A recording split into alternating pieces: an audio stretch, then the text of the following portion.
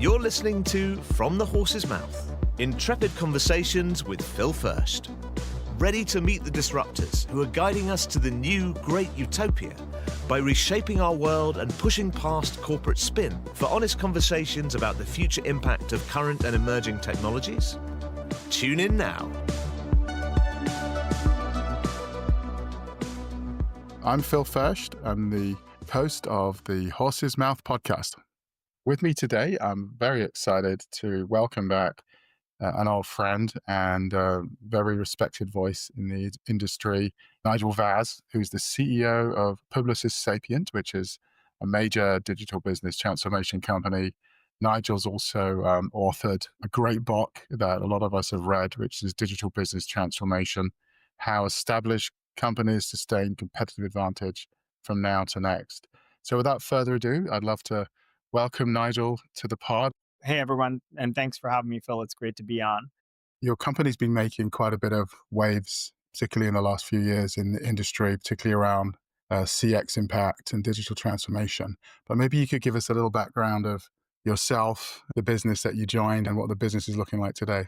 I started my career very early with the advent of how the internet was going to transform business, which is very much, I think, Sapient's genesis. How is the internet going to transform business was the question we were asking. And transform, I think, was the operative word there, because a lot of businesses did things with the internet. They built websites, they built e-commerce businesses, as was in the retail space.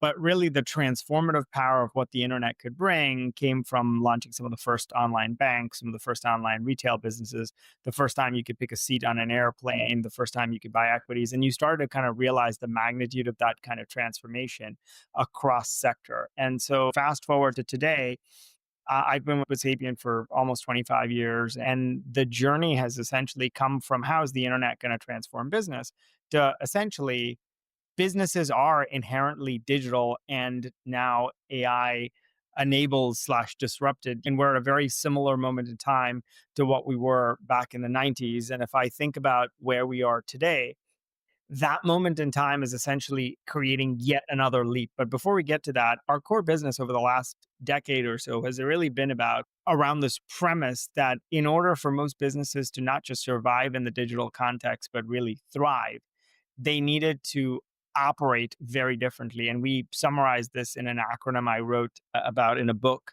called How Do Established Companies Sustain Competitive Advantage? So the title of the book is Digital Business Transformation: How Do Established Companies Sustain Competitive Advantage? And the reason for that orientation is because it was aimed at our primary clients, the big Fortune 50, 100, 200, who were really leaders in their space, but needed to really meaningfully transform in order to sustain competitive advantage. And we summarized this in an acronym called SPEED, and it stands for Strategy, Product, Experience, Engineering, Data, and AI.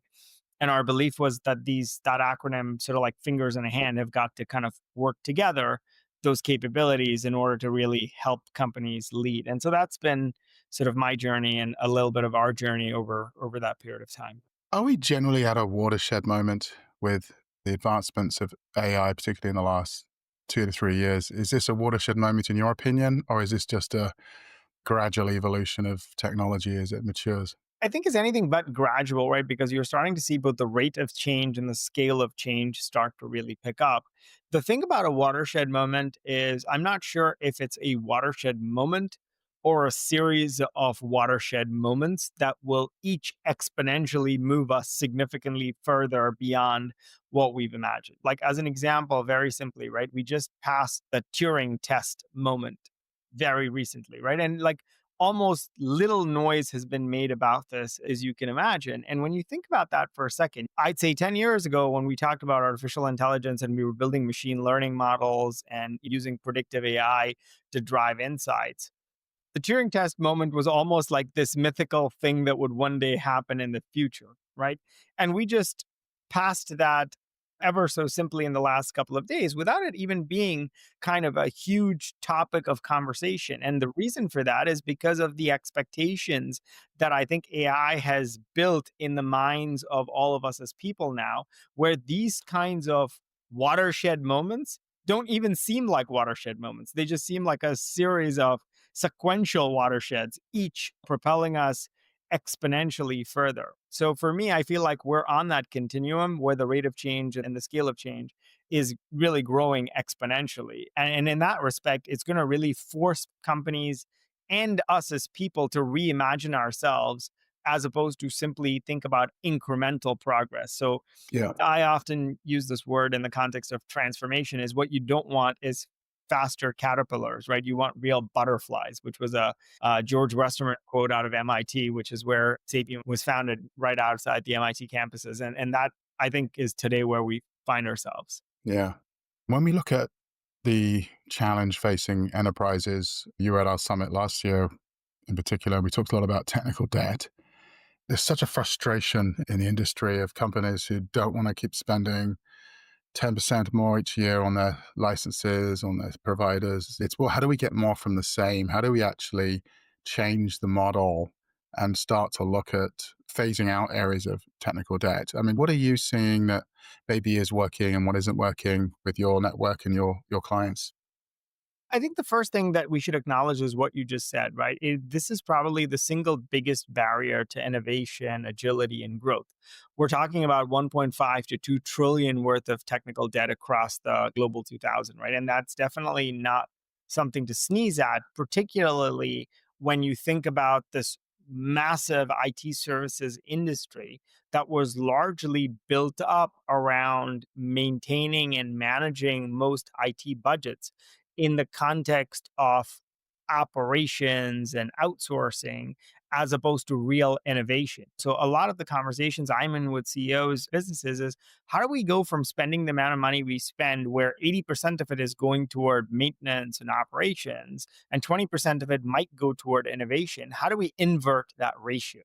And the biggest challenge in doing that is essentially the amount of technical debt that you are dealing with as most institutions, right? And for years, I think historically, this has been sort of tried to be solved by, well, we'll outsource, we'll add staff, we'll move people offshore, and maybe do some automation on the fringes, right? But these problems weren't necessarily solved by them. They almost institutionalized it. We normalized this idea that companies essentially promise modernization, but are delivered bodies, cloud bills, legacy systems that just won't die, right? And that entire journey is essentially if you are a non-technological leader and you're kind of looking at this, you're saying we really do need a fundamentally different approach. And I feel like both where we find ourselves in the context of AI and where we find ourselves in the context of the size of problem this has become for enterprises, both together provide potentially a very different approach to how we think about this very differently, right? Our belief is that this is essentially not something that you just add on and incrementally continue to do, right? But you really fundamentally can transform in a very meaningful way, right? You almost blow up the old model and you can start to really reimagine how companies have thought about legacy applications, legacy code, huge areas like integration and testing, and do things that was going to take a decade in a couple of years. And I think we're seeing that kind of impact with our clients. Because again, just from a positioning perspective, right? Sapient always operated on the transformational end of the spectrum. So we were never the guys that essentially you called in to simply outsource large amounts of your legacy and do it at a lower cost. That wasn't the business we were in. And so to us, it was a huge amount of frustration also that so much of our clients' investment and time and was caught up in essentially just maintaining the status quo. The spaghetti code and the leaning tower of Pisa, the more you spend, the harder it gets to change and the more expensive it gets to change, right? And you're waiting. But actually, the reality is that the tools and the platforms to really take a fundamentally different look at this weren't there for the longest time. And I think now we're at a very different point. So other tools there. I mean, this is the first thing. I mean, we see incredible advances in 5 or 6 quite professionally available AI tools. I find them tremendously valuable just for my own job. I have like my own research assistant now in ChatGPT. I get real value from it. As an analyst company dealing with information, we're going through a lot of positive transformation because it's actually helping us do our jobs better. But when we talk to enterprise leaders across the Global 2000, 45% of them, they're scared. They're living in fear of this change. And only a small amount, about 15%, are, I think, really embracing this and making the cultural changes necessary to make the shift. Does this mirror what you're seeing in the industry right now, where you've got some companies just struggling to move, and others are getting it? I mean, what needs to happen to sort of shift the needle here? I think there's a couple of things, right? I think first, when you look at where the largest amount of oxygen in the conversation is today, right? It's very similar to the parallels I draw with the early days of the internet. I don't know if you remember what the most valuable company, or one of the most valuable companies in 1999 was, right? It was Cisco Systems. Yep. And you were essentially, because they were connecting the backbone of essentially the internet. And then from there, we went into the browser wars, all the conversation about Netscape, Internet Explorer, and all of that. But where did most of the value from the internet come from? It came from the application tier above that hardware and the platforms that you use to access those applications, i.e., the browsers. And that's where most of the value came from, right? And I feel like with AI right now, when you look at the oxygen space of a lot of the conversations, right? There's a lot of conversations about GPUs and TPUs and chips, and that's important. But I feel like the advances that are going to be made there, right, are going to mean that we have an incredibly power hungry, yet an incredibly fast continuum of evolution of how those chips are going to enable the future. Yeah, The yeah. next layer up above that are all the models. There's constant comparisons and conversations about the various different models. All of us, like you mentioned, you use ChatGPT to drive research, and there's plenty of examples of Claude's new model. But the real value for the Global 2000 from AI is going to come from, okay, once you have the chips and you have a plethora of models that you can choose from for every task possibly humanly imaginable, how do you leverage both of those things to fundamentally transform your business? How do you actually create value from your data sets? How do you actually codify uniquely specific industry patterns for your organization in the context of agentic architectures that resemble a digital workforce, right? How does that evolve? And that is where I think we are barely scratching the surface of what you can loosely call tools, right?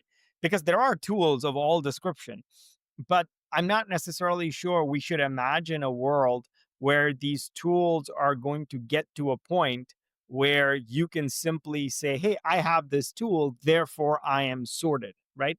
And I think that was a lesson many companies learned through the software evolution of the last 20 or 30 years, right? Just because you have the software platform, it didn't necessarily mean out of the box, as in like an actual literal out of the box. And I feel like the AI wave is at that very early stage when you start to think about the kinds of tools you need to use to solve very specific things. Yeah, yeah. I mean, Agentic is so exciting because it's all about where this could go, but it's not enough about where this is currently being utilized. And now you guys have got a tool called Slingshot, right, which goes beyond just the off-the-shelf ChatGPT, Claude stuff. Can you talk a bit about that and how you're introducing that into your client environments? Yeah, and look, I think the first thing, like I said, right, I often use an analogy that I'll use just to kind of frame this, right? I think you have to think about AI in the context of, I'll use an analogy of like Iron Man. You need to invest in the suit in order to essentially create real value, which is like a tool, if you will.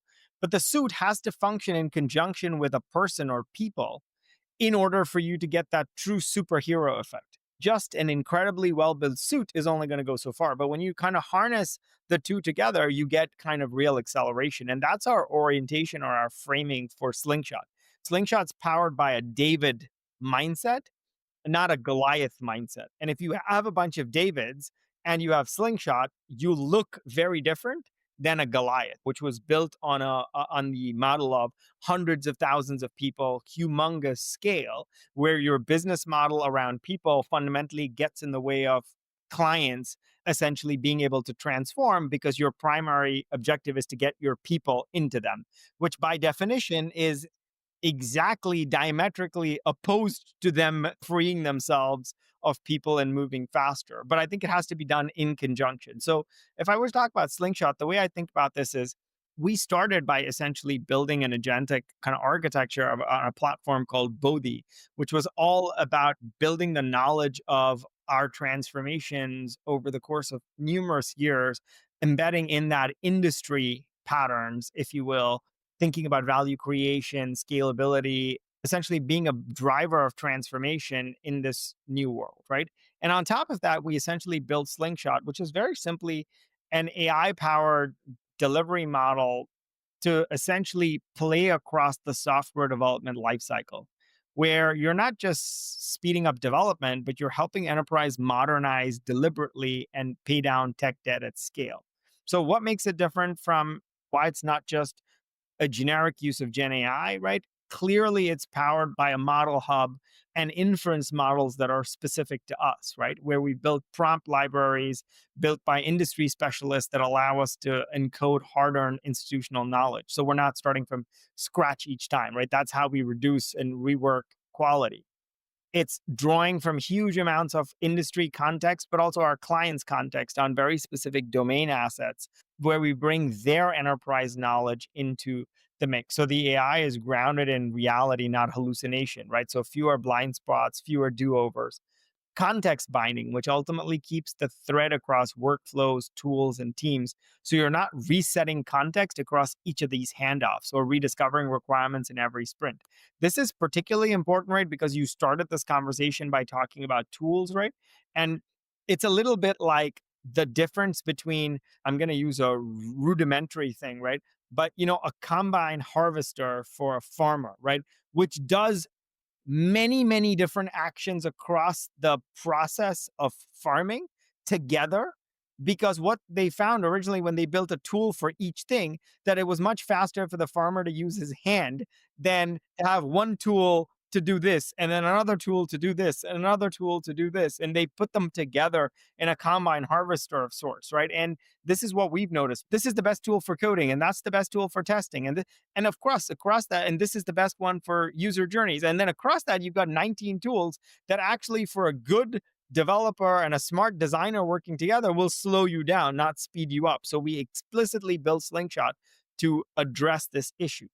And then the final couple of components really was, like I mentioned, an agentic architecture to ensure that decisions are not only being made in the right place at the right time with the right memory, but also in the context of long-term planning and real-time execution factored in. And then finally, intelligent workflows that are bringing it all together with pre-configured patterns for complex use cases, which ultimately are the thing that really accelerate you without you losing in control. So we're very thoughtful about where do you want the human in the loop and where do you want these things to essentially be exponentially moving forward, right? So you're architecting that. And we did that, by the way, by eating our own dog food. We did it for ourselves. We did it to make ourselves more efficient. And in doing that, we're now able to take that to our clients because we understand they have the exact same issue across the entirety of the life cycle of those journeys. So does this make you more of a software first services business? You've obviously heard about services as software as the phrase that we coined, but this feels very much like a change in mindset on how clients engage with technology partners in general. Yeah, I mean, this is why I definitely think, right, you have to really think about this very much in the context of what is the physical workforce and what is the digital workforce, right? Because effectively, I don't think you are going to have to think about these things as human beings with tools. I think what you're going to have to think about is I've got a series of agents that are built on the context of what we've delivered before.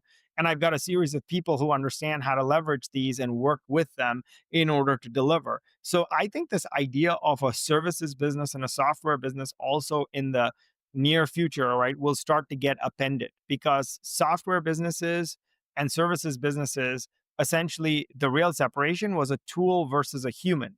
And I think what you're now going to start to see is a human who is augmented with tools. So it's a little bit like why I use this Iron Man and the suit analogy, because yes, we're not in the suits business. We're never going to be selling suits to people, but we're not also only in the people business anymore. We are in the superheroes business, which is that continuum from person through to all of the tools that make them that augmented person that they are. Right. So, how do you shift the culture within a company to get people excited about being Iron Men, Iron Women, whatever, right? How do you do that? Because I think this is the biggest challenge is one, everybody knows how to use the basic tools at this point, but then how do you generally take the next step, building out an agentic architecture and get people to take their day-to-day tasks and activities and start to create, we call it like your synthetic self.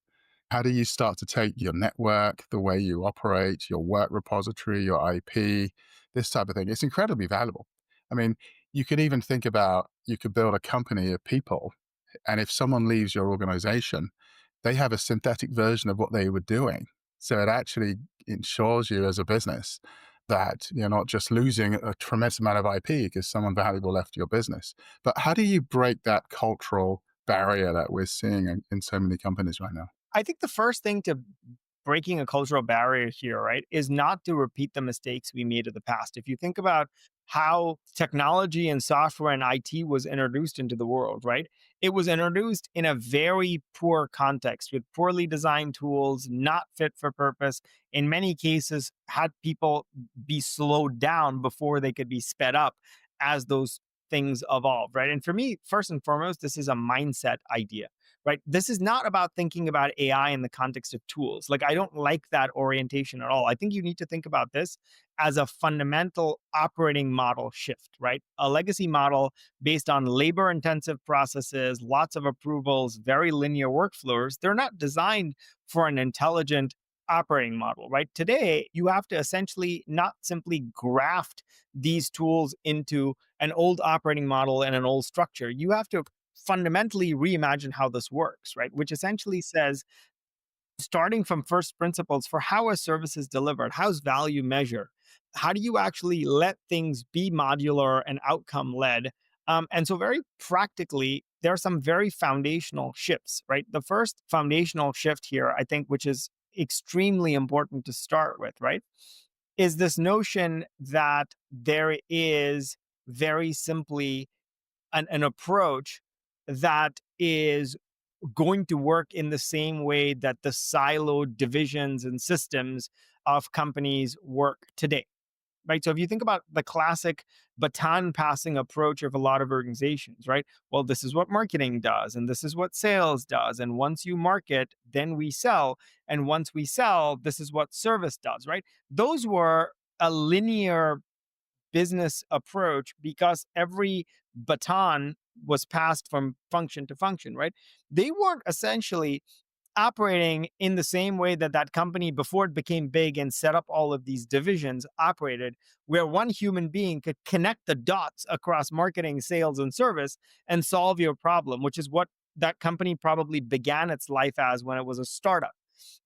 So I feel like you have to almost go back to that idea of basically saying, how do you start to reorient organizations in the context of delivering outcomes in the service of the customer's journey, and starting to rethink the functional structures that you've historically operated in service of those journeys, right? So what you're trying to enable is me to buy a house, not you to sell a mortgage. And that's a very different orientation in how you would structurally set up a business if you were trying to help me buy a house versus if you were helping me get a mortgage, right? And that starts, I think, very much in the reimagining of how the value chains, which are much more seamless, work, right? So think kind of connected enterprise, not fragmented departments, right?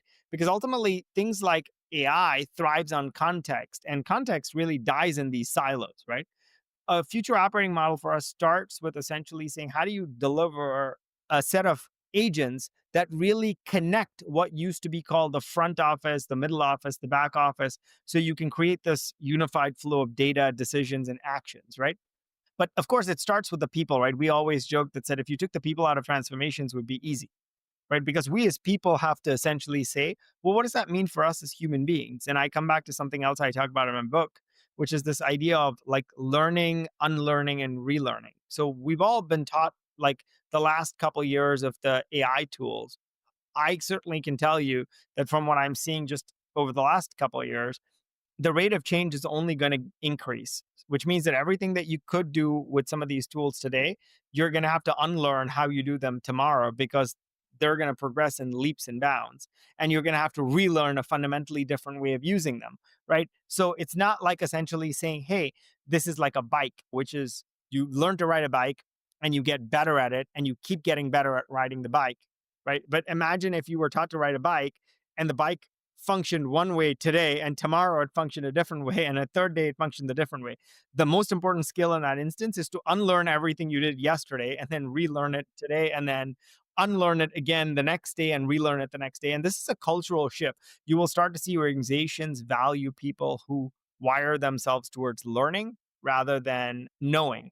The other thing I would say is governance, right? We've got to basically say, how do we move from governance bottlenecks to these kind of embedded guardrails, right? Where governance is definitely slowing lots of things down, particularly AI. Monthly steering committees are not going to keep up with autonomous agents making real-time decisions. Yet the risks are real. So rather than thinking about oversight, which is an after the fact idea, how do you actually build governance into the system from the start? Whether you start to think about automated controls or policy-based enforcement or real-time monitoring so that you can actually think about these risks in the context of how they are being delivered in the moment, not somebody writing a report and telling you about it kind of weeks later, right? So think about governance from a review function to governance in a real-time code-driven function. And I think that's, again, another one of those big shifts. Another one to maybe talk about is this idea of managing people to managing a physical workforce and a digital workforce. So how do you actually start to manage people and systems in this model so your employees aren't just doing tasks, but they're accountable for outcomes? I do think what you are going to start to see is a world where management as a skill alone isn't going to be good enough. You're going to have to be a player coach. You're going to have to be somebody that can actually steward automation, calibrate agents, improve workflows so that you can enable better functioning humans alongside the suit, if you will, right? So you're constantly refining both of these. So you're not doing things like coordination and tracking insight, but you're really moving forward that way. This is the true coming together of the C-suite, non-technical and technical people. I've seen HR heads getting really into this. I've seen CFOs really trying to understand how do we leverage this to get better data. You can really feel the pressure coming on to business leaders now from the board, from the CEO to really start to shift the conversation. What's your prediction on the pace of change? There's obviously some uncertainty in markets. I think this actually has driven some activity from some enterprises to say, hey, look, globally, we're in a challenging market. So let's fix our data. Let's get ahead of this. Let's use a bit of this crisis to get ahead of the game a bit. Others, I think, are a bit more frozen stiff, waiting to see what happens. What do you think is going to kind of spin out over the next 12, 18 months in the market that we're in? I think there's a lot of change, right? I mean, I think we have to eat our own dog food as we're talking to companies about the amount of transformation that they're going to see, right?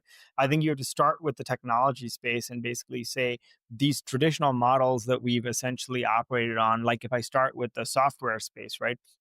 Where you can continually sell people software and whether or not they get value out of it, there's going to be another group of people, largely people driven and services focused, to try and help them get value out of that. And that's going to be the ecosystem, right? I think that's a flawed idea in both in terms of the rate of change and the expectation that organizations have. For us, we've I think, been really focused on this idea of how we actually deliver client outcomes. And I think that's more critical now than ever as we shift away from this traditional services software sales approach, right? To where, like you were saying, the services as a software and the SaaS worlds blending together, right?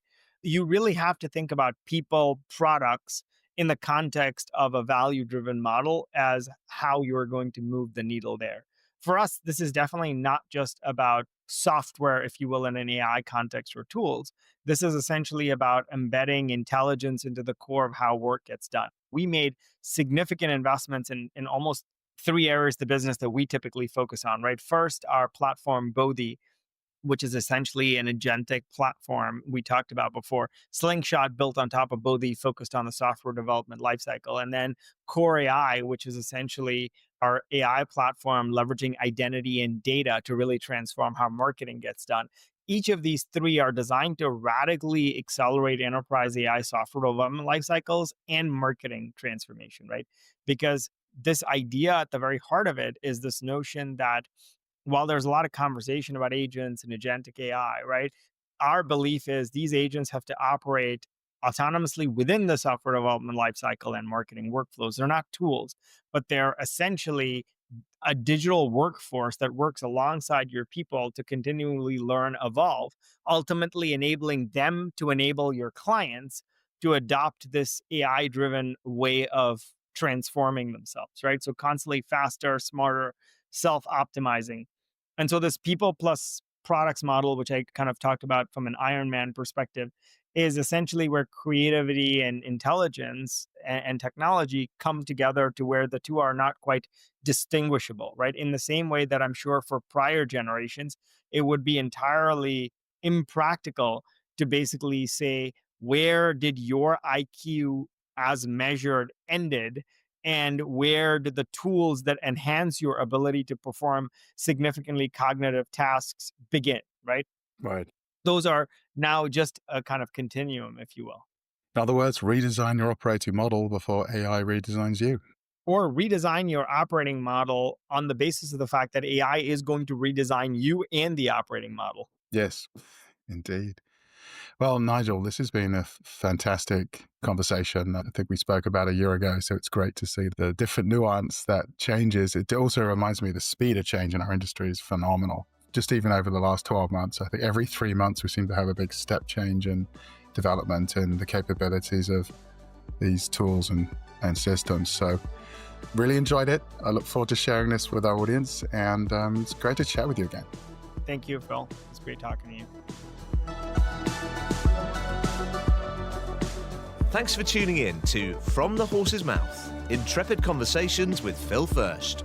Remember to follow Phil on LinkedIn and subscribe and like on YouTube, Apple Podcasts, Spotify, or your favorite platform for no-nonsense takes on the intricate dance between technology, business, and ideological systems.